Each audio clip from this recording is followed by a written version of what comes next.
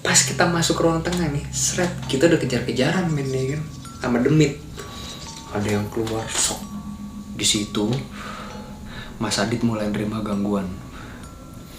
Jadi dia tuh kayak pengen masuk ke dalam badannya Mas Adit gitu, tapi di Mas Adit nahan. Pas kita naik, kita senter ke tangga kameranya. Mata itu lagi ada 4 men. Ternyata bener aja men. Di kamera HP pas gue live di situ itu ada salah satu sosok penghuni di lantai 3 itu yang mencungulkan bentuknya. Dan ternyata dia itu yang pernah bunuh diri loncat dari lantai 3 itu.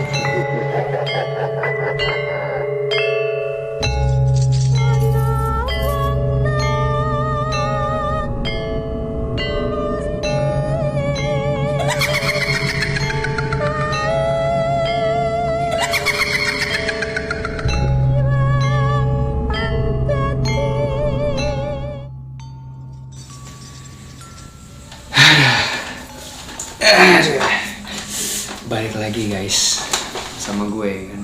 Gue minum dulu ya ini.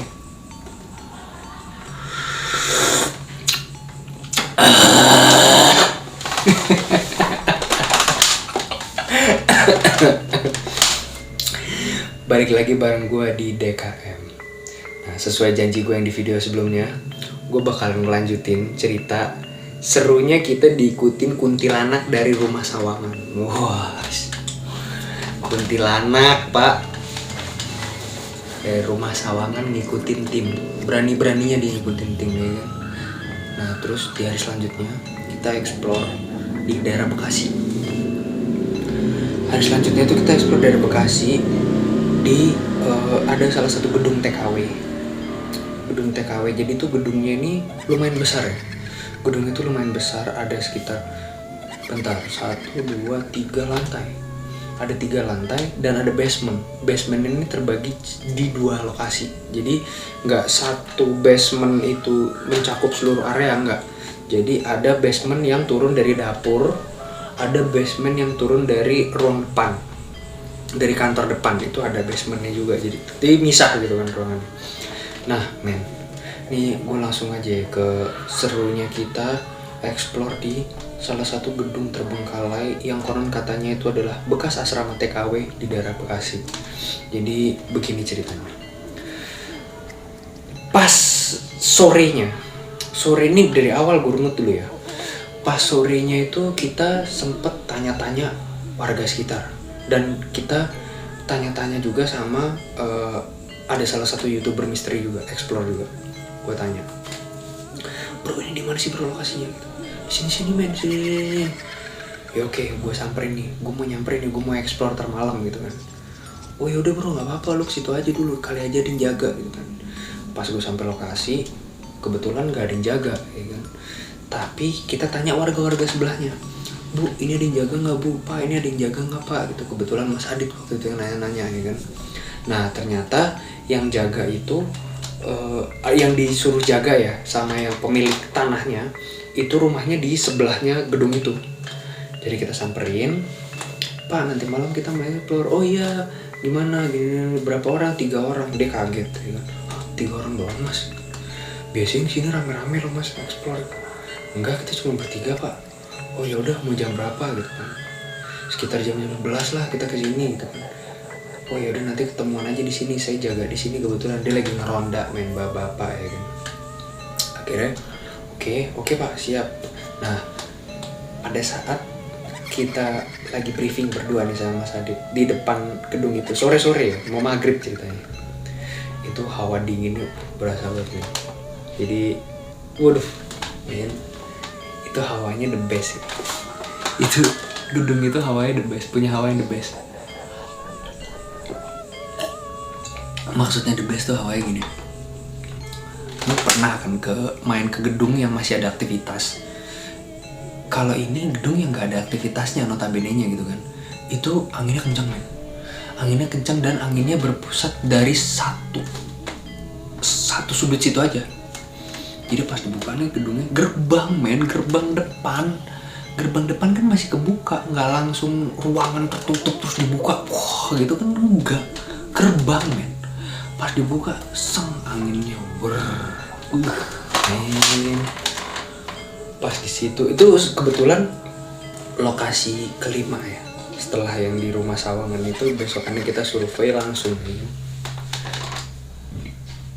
Pas buka, keren banget sih. Ini hawanya bener-bener hawa-hawa yang mistis. Hawa-hawa mistis. Pernah ngerasain gak sih hawa-hawa mistis? Kalau mau ngerasain hawa-hawa mistis, lo jam 12 malam ke kuburan aja. Lo rasain tuh, itu hawa mistis. Dan itu bedanya kuburan, kalau ini tempat gedung kosong. Tapi hawanya hampir sama. Gitu rasanya kalau lo pengen ngerasain hawa mistis. Kita lanjut ya. Jadi setelah itu udah nih jam 11 kita ketemu sama orangnya malam-malam. Karena kita hawanya udah tahu ya kan, jadi kita udah prepare dong, ya kan, prepare doa, prepare apa segala macem, kamera, lighting, karena dalam pasti blackout banget kan.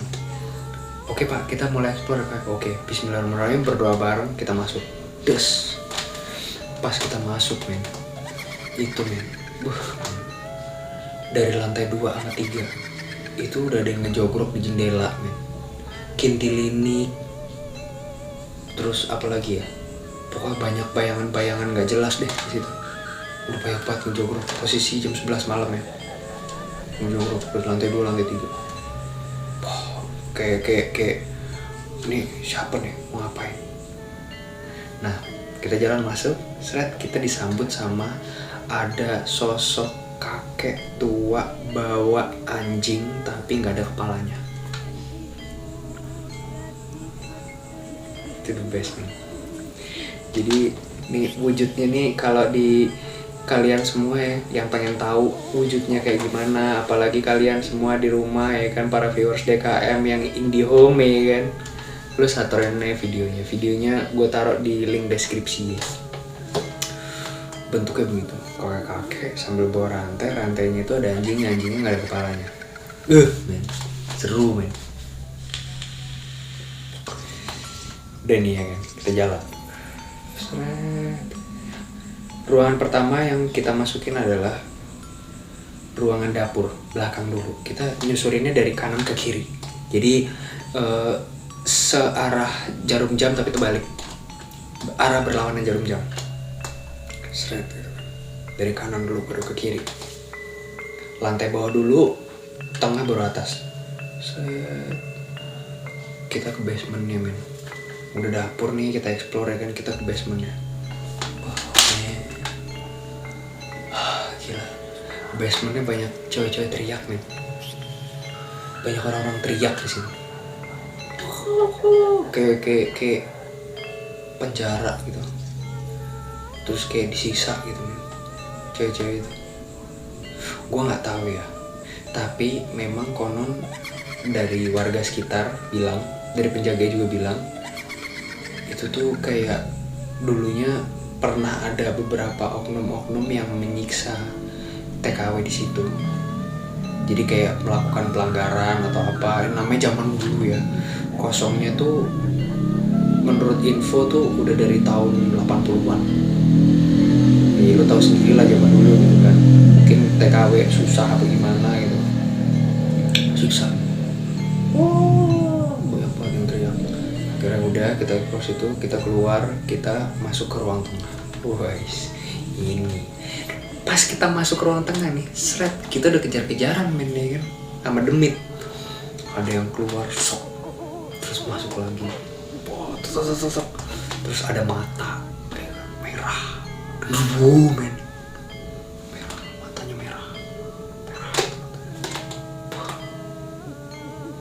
Itu bener-bener jelas banget. 2 mata merah, terus ada lagi 2 mata merah. Wah nih mas, nggak satu nih mas ceritanya ya kan. Ini kita mau dikeroyok apa gimana nih ceritanya gitu kan. Wah seru banget. Tapi ya nggak apa-apa, kita kan di situ mau explore. Ya udah, lu nggak ganggu gue nggak ganggu lu. Lu bantuin gue cari duit, lu kasih doa. Fair dong. Ya lu dapat benefit, gue dapat benefit. Jadi gue nggak takut. Kita lanjut. lanjut explore. Lantai 1 udah dibabat, kita naik ke lantai 2. Di lantai 2 nih yang bikin keren itu adalah kamar mandinya. Jadi di gedung situ itu kan kamar mandinya kan kamar mandi umum ya. Kamar mandi itu kayak bukan satu gitu, satu kamar satu kamar mandi, tapi satu lantai itu ada 2 atau 3 kamar mandi. Tapi kamar mandinya campur. Jadi kamar mandi, lu tahu kayak kamar mandi umum gimana sih? Pas masuk kamar mandinya nih, banyak bilik-bilik gitu yang ada WC-nya. Jadi kayak kamar mandi umum gitu, ada WC-nya, terus masuk lagi ke dalam lagi dikit kamar mandinya. Nah di tengahnya tuh kayak ada bak mandi. Tengah kamar mandi ada bak mandi. Nah di samping-samping itu ada WC-nya. Terus masuk lagi dikit, nah di belakangnya ada bak mandi lagi, terus ada WC juga. Nah di situ ada pintunya itu menuju ke kamar mandi sebelah yang jalur air yang buat bak mandi tadi itu nyebrang ke sebelah. Jadi kayak kamar mandi jadi satu lah ibaratnya gitu. Namanya asrama ya. Kamar mandi asrama itu jadi satu, cewek semua mungkin ya. Mungkin ada cowoknya tapi terpisah di ruangan selanjutnya gitu kan. Tapi rata-rata ada beberapa ruangan kamar mandi tuh kayak gitu semua genrenya. Jadi yang bikin nilai jual lokasi itu kelihatan angker itu salah satu nilainya tuh value-nya kamar mandi. Gua akuin.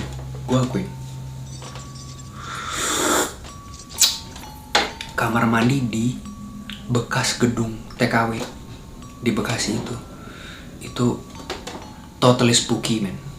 Bener-bener spooky, bener-bener creepy banget karena besar, ruangannya banyak, terus ya ornamen laba-laba itu spooky banget kamar mandi, gue akuin.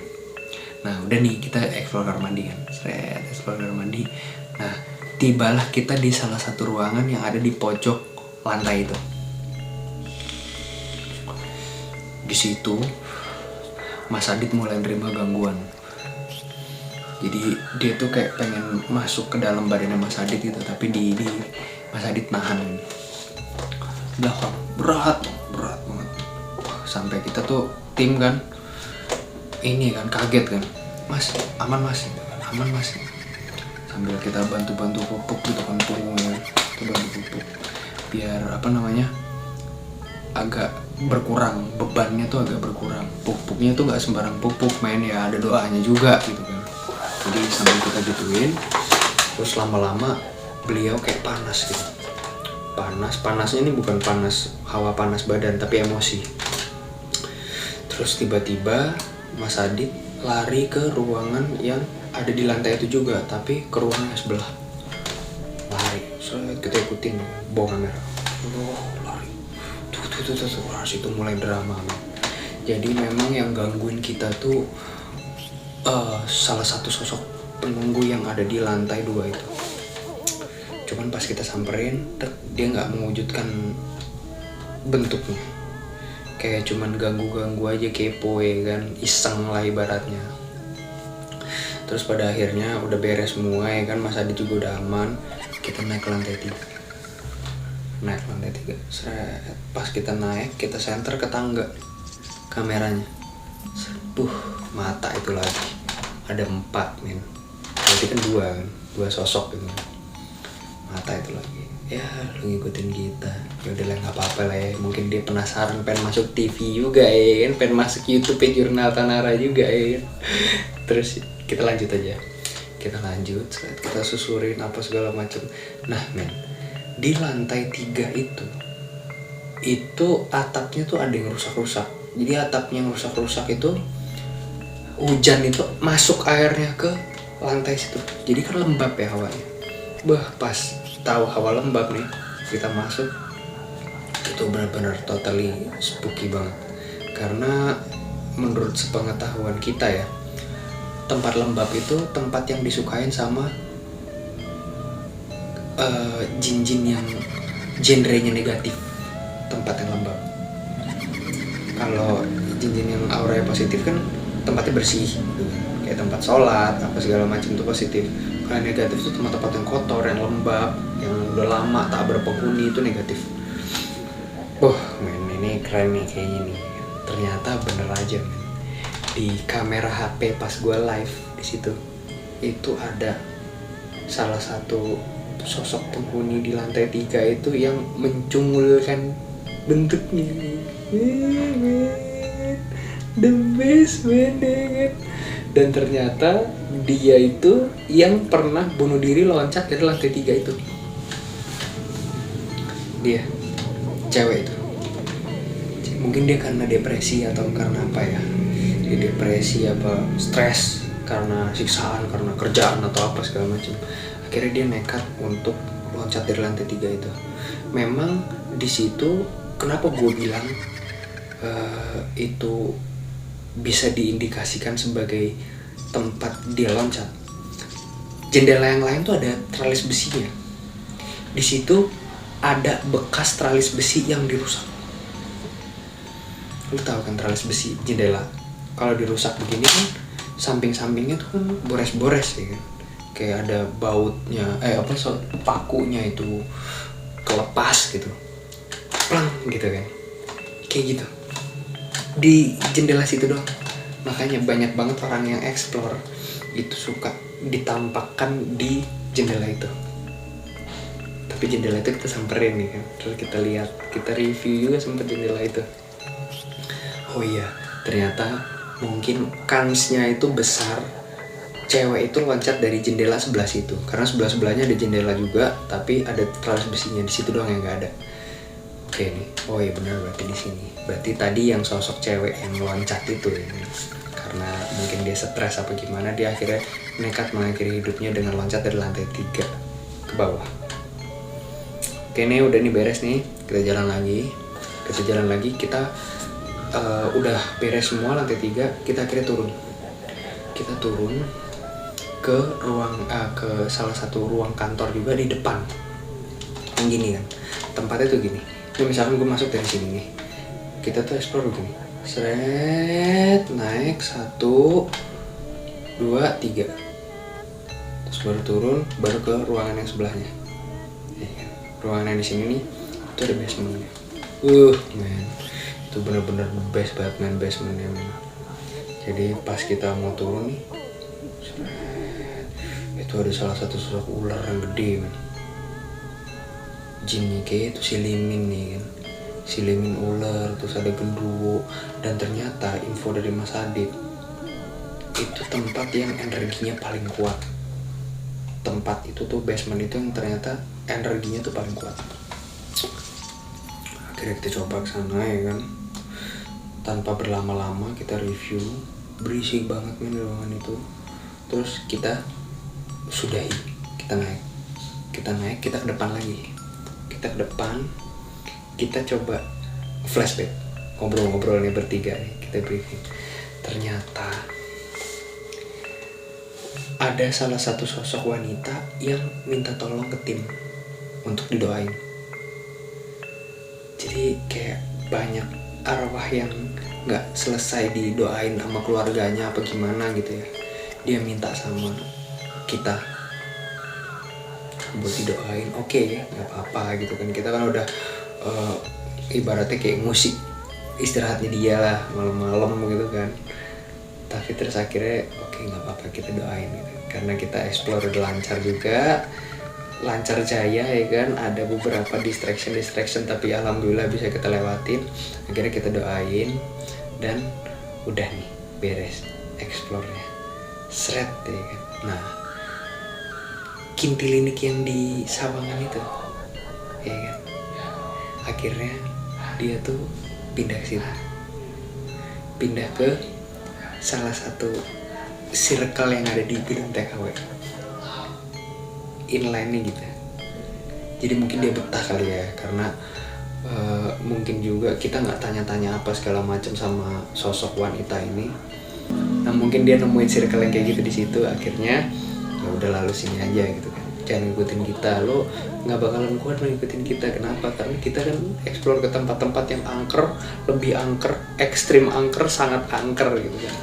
takutnya dia nggak kuat apa gimana gitu, malah kasihan juga. Akhirnya ya udahlah. Itu bener-bener explore yang paling keren, karena kita explore di gedung TKW itu lumayan lama. Kita explore video live itu 1 jam 45 menit. Lama pak, hampir 2 jam kita explore di situ. Energi udah habis segala macem ya kan. Akhirnya alhamdulillah kita balik ya kan, dengan capek-capek. Terus kita berdoa ya kan, biar aman-aman. Kita mampir dulu ke masjid buat sholat isya, karena kita belum sholat isya kan. Posisi sih memang telat juga ya kalau dibilang sholat isya ya, cuman jam berapa ya, jam 2 kali ya udah selesai, baru beres jam 2. Tapi nggak apa-apa, kita sholat juga 4 rakaat di situ, niat sholat isya. Terus habis itu aman, semua aman, alhamdulillah. Gila, seru banget. Buat kalian semua yang pengen tahu video lengkapnya gimana, linknya gue taruh di deskripsi. Oke, mungkin segitu aja ya cerita dari Jurnal Tanara saat explore di Rumah Sawangan sama di TKW. Gue bagi 2 part biar lo semua nggak bosan nonton video kita. Oke, jangan lupa lo like, comment, dan subscribe DKM, karena kita bakal upload video yang bisa menghibur kalian semua, kasih informasi kalian tentang pengalaman-pengalaman misteri Jurnal Tanara, dan mungkin cerita-cerita mitos atau fakta yang ada di Indonesia maupun mancanegara. Oke, see you on DKM. Goodbye.